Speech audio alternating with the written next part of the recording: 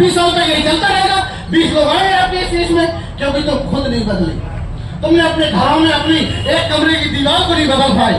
आपने उस व्यवस्था को अपने घरों से नहीं हटा पाया जिस व्यवस्था को आप समाज से हटाना चाहते हैं। आज हम किन्हें अपनाए, कौन माने? आजादी को माने, चलो मान लिया। निगम जी को माने, कैलाश बादशाह को माने। अगर मैं भाई दोनों के घर पे पहुंच गया तो पता चला जिनका 33 करोड़ हम विरोध करते थे वो इनके घर में और बुद्ध और अम्बेडकर उनसे घिरे पड़े, तो क्यों ही 2 लाख दिखाते हो? क्या मजबूरी है तुम्हारे खुद के घरों में? क्या मजबूरी है कि तुम्हारी पत्नी, तुम्हारा बच्चा, तुम्हारा बेटा तुम्हारी बात नहीं मान पा रहा है? ये दुहाई देते हैं नौटंकी करने के लिए। इनका बच्चा इंजीनियर बनने के लिए बाप मान जाएगा, इनकी पत्नी अगर मास्टर की नौकरी लगे तो बाप मान जाएगा, संपत्ति उसे देंगे बाप मान जाएगा। मेरी ये बात नहीं केवल मानेगा, ये सहारा लेते हैं लोगों को बेवकूफ बनाने का। लोगों को बेवकूफ बनाने का सहारा लेते हैं कि यार वो परसों से मेरी पत्नी, मेरी मम्मी, मेरे पिताजी, अरे यार चल तेरे पिताजी करते थे, पिताजी कर रहे तो अपने पिताजी को नहीं तुम बदल पाए धीमे धीमे। तुम एक अपना ऐसा आशियाना बनाओ, अपने घर में ऐसा माहौल क्रिएट करो, पिताजी अकेले पड़ जाए, वैसे उनका सम्मान कीजिए हर जगह, लेकिन हम विचारधारा से समझौता नहीं करेंगे। क्योंकि अगर हमें इसमें भारत में इसकी लड़ाई लड़नी है तो पहले से तय करना पड़ेगा कि भारत में हमारा दोस्त कौन है और दुश्मन कौन है। और हमने बगैर दोस्त और दुश्मन को तय किए हुए और ये कह दिया कि हमें अच्छे रास्ते पे चलना चाहिए, हमें झूठ नहीं बोलना चाहिए। क्यों नहीं बोलना चाहिए? क्यों अच्छे रास्ते पे चलना चाहिए? इसकी परिभाषा कौन देगा? और कैसे चला जाए? आप कहते शिक्षित बनिए, शिक्षित बनिए। हम तो देख रहे हैं डॉक्टर बन गए, इंजीनियर बन गए, लेकिन वो पत्थर गिराने फिर फोड़ रहा है। इसका मतलब कोई कमी है? इसका मतलब ये हुआ है, आप कहते अभी सुनील भाई साहब की मैंने बात सुनी और एकदम मेरे दिमाग में टॉपिक आया, संस्कार की बात उन्होंने कर दी कि हमारे संस्कार है, संस्कार पे ध्यान देना चाहिए। अब बात करते हैं हमारा जो विरोधी है, जो हम लोगों को मानसिक गुलाम बनाए हुए है, वो सारी चीजें किस पे देखता है? संस्कार पे। संस्कार कौन? सामाजिक संस्कार, धार्मिक संस्कार, राजनीतिक संस्कार और आर्थिक संस्कार, इन पे उसका कब्जा है। और सरकार कैसे बदली जाती है ये बात हम लोगों को, अपने लोगों को गांव गली चौराहे पे जाके खुद समझाना होगा। वो ऐसे ये चीज हमें समझनी चाहिए कि संस्कार से सरकार को बदला जा सकता है। कैसे बदला जा सकता है मुझे मालूम है, हम भले ही मेरी उम्र कम है, अगर जब आपके घर में कोई भी संस्कार ब्राह्मण रीति रिवाज से नहीं होगा और हमारे घर में नहीं होगा, तुम्हारे घर में नहीं होगा, हर ओबीसी के घर में जब संस्कार बदल जाएंगे तो सरकार तो अपने आप बदल जाएगी। संस्कार कौन से होंगे? बौद्ध वाले। हर घर में संस्कार किसके होंगे? बौद्ध वाले।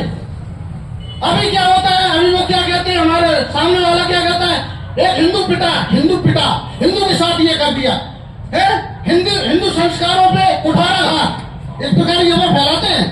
आप लोग कब कहोगे कि बौद्ध संस्कारों पे कुठाराघात हो रहा है? एक बौद्ध पिटा, आप लोग कब कहोगे? ये चर्चा कब करोगे? हम उनका नाम क्यों ना लें?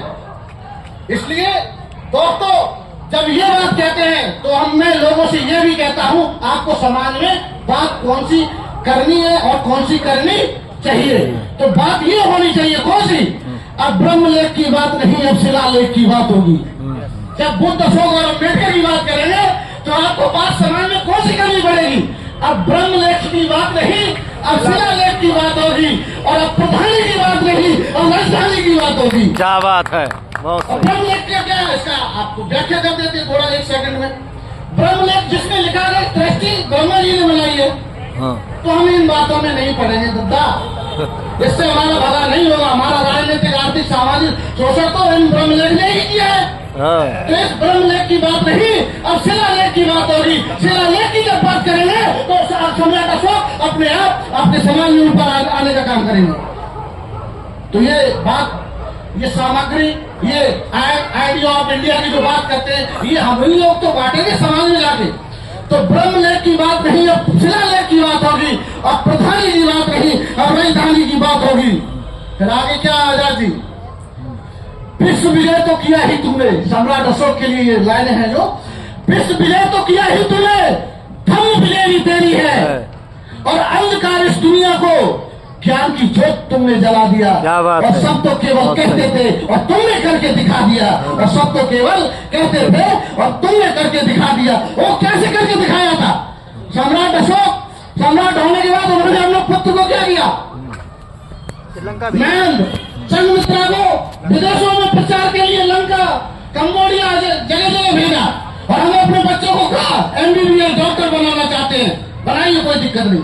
लेकिन एमबीबीएस डॉक्टर बनाने के बाद तुम्हारा बच्चा घंटा बजा रहा है।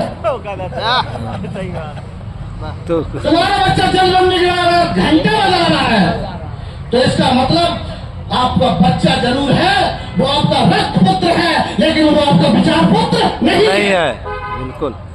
और विचार पुत्र नहीं है, इसका मतलब ये है कि आपने उसको वो संस्कार उपलब्ध नहीं कराए कि आपका दोस्त कौन है, दुश्मन कौन है, जो भीड़ में छाट ले। भीड़ में छाट ले कि हमारा दोस्त कौन है और दुश्मन कौन है, लाखों की भीड़ में ये छाट ले। तो दोस्तों, इस भारतवर्ष में जो दो विचारधाराओं की लड़ाई है, एक पाखंडवादी विचारधारा जिसे ब्राह्मणवादी विचारधारा कहते हैं, और एक है श्रवण विचारधारा। और वो श्रवण विचारधारा जो है सम्राट अशोक, बुद्ध, फुले, अंबेडकर, पेरियार रामास्वामी नायकर, ललन सिंह यादव, ऐसे लोगों की विचारधारा जिन्होंने अपना घर परिवार सब कुछ निछावर करके हमें टाई, बेल्ट, आरओ का पानी सब कुछ उपलब्ध करा दिया। और आज हम टाई, बेल्ट, आरओ का पानी पी के, तिलक लगा के और हाथ में ताबीज बांध के बुद्ध और अम्बेडकर की बात करते हैं। तो ये दोनों का चरित्र मुझे समझ में नहीं आता। क्या मजबूरी है? चलो यहाँ पे भी कोई एफआईआर हो जाएगी, चलो नेत्रपाल के काम नहीं करते हैं, एफआईआर कर दो बैंक के रिसोर्स से। हम तो कहते हैं, और अपने गांव में हर जगह ये कह देते हैं, तुमने हमने अंतर क्या है? मैं देवी देता हूँ, धन के रिसोर्स से नहीं मानता हूँ। मैंने कौन सी बुराई कर दी? एफआईआर करिए। मैं हिंदू धर्म के ब्रह्मा विष्णु महेश को ईश्वर नहीं मानता हूँ, एफआईआर करिए। गाली कहा दी है, मैं नहीं मानता हूँ, ये मेरी स्वतंत्रता है। मैंने गाली कहा दी है, मैं नहीं मानता हूँ, ये भी स्वतंत्रता हमारे बाप डॉक्टर भीमराव अम्बेडकर ने संविधान में दी है, फंडामेंटल राइट दिया है। बिल्कुल। 6 बजे तक चलेगा। और उस आजादी को जो लोग छीनना चाहते हैं, कहना चाहते हैं कि अरे यार ऐसे कैसे कह सकते हो? अगर तुम्हें भाषा प्रतिज्ञा पढ़ने से डर लग रहा है और मानने से, अपने घर में लागू करने से डर लग रहा है, तो आप उसी परंपरा, उसी लाइन के अंधविश्वासी और